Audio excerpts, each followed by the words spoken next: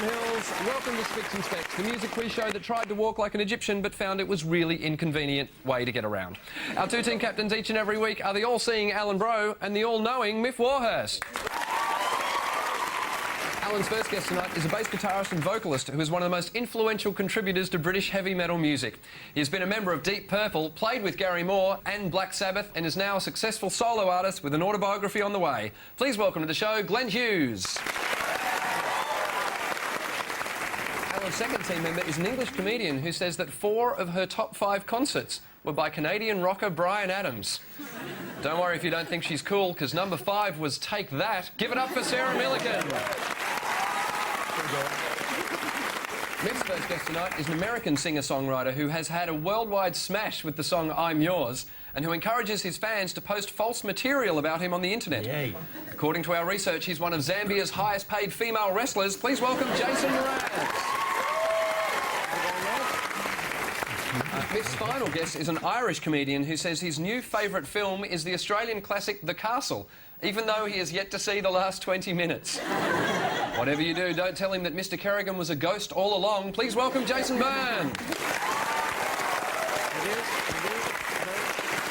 Now, we often have a thing that happens on Spicks and Specks. We have musicians with different influences from different spheres of the music industry that come together. You'll be surprised. Really? Absolutely. Glenn, what were your influences? Growing up in the north of England in the 60s, anyone from my age group at school, 11, 12-year-old kid, was going to be into the Beatles. Of course. And the Beatles came, heard the Beatles, got into the Beatles, and I started listening to American music, like from San Francisco or Detroit, hence Stevie Wonder, Sly and the Family Stone, Marvin Gaye. And you throw those influences from the Beatles and black American music, and that's the core of my influences. Jason, on the other hand, first concert you ever went to? Was the breathtaking performance of One Milli and Vanilli. You've asked your fans, we mentioned it before, you've asked your fans to post false information about you on the internet. Well, I really enjoyed the Wikipedia concept where people can create the new encyclopedia, and I noticed there was already a page created based on information of myself. So I just asked people to continue to add information to that. Give me the most fantastic life I've ever dreamed. Right. You know, I speak now many different languages. Recently I read that I toured Australia as a ventriloquist. Maybe you guys saw that. That was great, John. Yeah. Sorry, can I just... 4 of your 5 best gigs are Bryan Adams. Yeah, I thought While I'd we're got talking away about with that. gigs, I thought, wait a minute, have you not question. seen any other bands? Yeah, but they were clearly the best. Clearly you haven't seen them. Have you seen Bryan Adams live? No, I haven't seen Bryan Adams live. Everywhere he goes, the kids want to rock. It's true. There you go. Is there a specific Bryan Adams song that will set you off at those concerts, that will bring a tear to your eye? Most of them. I don't like it when he does new stuff because I don't like album tracks and stuff like that. I just like the ones that have been in the charts. I'm a musical nightmare.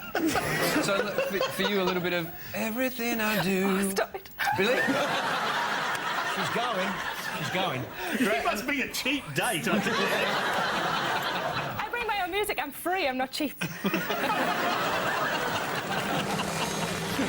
Miff and Alan are going to pick a topic. Everybody will be quizzed on that topic. Your choices tonight are the big bands, metal, Renaissance, and electro-pop. Miff, you can pick the first topic tonight.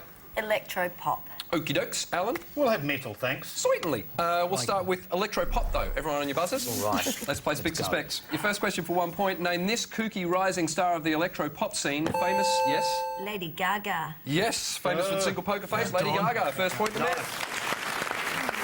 We're over now. For 2 points, Radiohead frontman Tom York released an electronic-leaning solo album. Name the album and... Yes? Oh, and The Erasure Yes. is the album.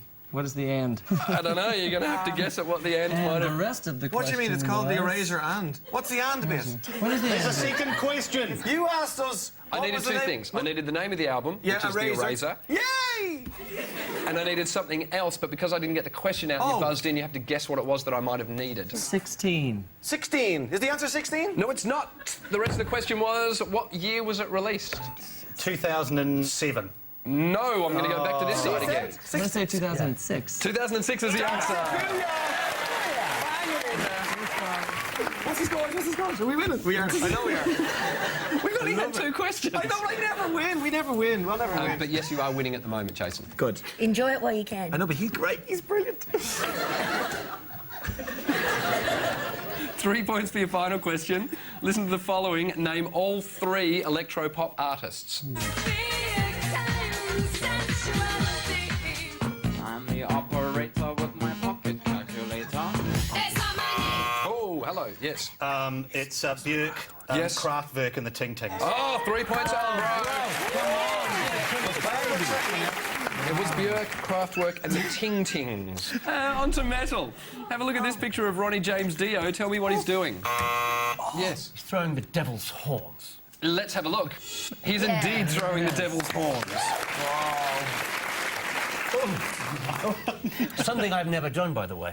Really? I can't throw a horn to save my life. Could you do a Star Trek one instead? I'm an anti-devil horn throwing fella. Oh, you just don't like doing that? No. Is it because of the connotations with Satan? Kind of. I read that he actually got that from his He grandmother. did. Like the gypsies would throw on somebody or something. Yeah, and you would do Some that kind and it of would ward like- off evil spirits. Exactly. And that's what his grandmother used to do? Absolutely. True story. I think all people should start doing something that their grandma does. Just, At rock concerts. yeah. Just Bring knitting. up talk back. Just knitting. It's too loud! It's too loud! My granny just farted a lot. Sorry? She farted a lot. Really? She would get up to walk to her seat, and the farts used to throw her off course. Like, it's true. Like little jets. She'd walk up and go... like, you know, landing on the moon. You had to, I think she kind of knew what she was doing, but she was too proud to say, oh, that's me, or that's for yourself, or keep the change was what my dad used to say. I just have an image of him burying her and the coffin just hovering. Just coming back up. Next question for 2 points. This is Iron Maiden. I need 2 things. The name of the song and the album it's from. Well, it sounded like it was Number of the Beast, but that would be too obvious, wouldn't it? No, it was Number of the Beast. Oh, OK. And what was the album? What do you mean the same name? Yeah, the album's of the same name. Yes, it is. 2 points out of 2. And it went to #1 in the UK in 1982. Wow. Nice. Gee, they wore some tight jeans though, didn't they? Like Didn't they? really tight pants. Theirs were extraordinary. God, yeah. Did you go through that phase? Oh, yeah, still do. Yeah. Done you. Your final metal question for 3 points. Have a look at the following first letters of 3 metal bands beginning with M. Name each of the bands. Metallica, Megadeth, Motorhead. Yes, 3 points out of 3. Exactly right. At the end of the first round, the scores are Miff Jason on 3 points, Alan Glenn Sarah in front 9 points. Come on. Each team will be told an obscure fact with 3 possible endings. You have to tell me the correct ending. Alan Glenn Sarah, here is your fact. Talent booker and producer Al Dvoran's major contribution to music was A. Suggesting to Bob Dylan that he go electric, B. Coining the phrase Elvis has left the building, or C. Suggesting to George Harrison that the Quarrymen changed their name to the Beatles. Which of those is the correct answer? Looking at the name Al Dvoran, I'm thinking this has got something to do. I'm just throwing it out there with Dylan going electric. Did that mean that Bob Dylan before that just had, like, flames in his house? Is that what it means?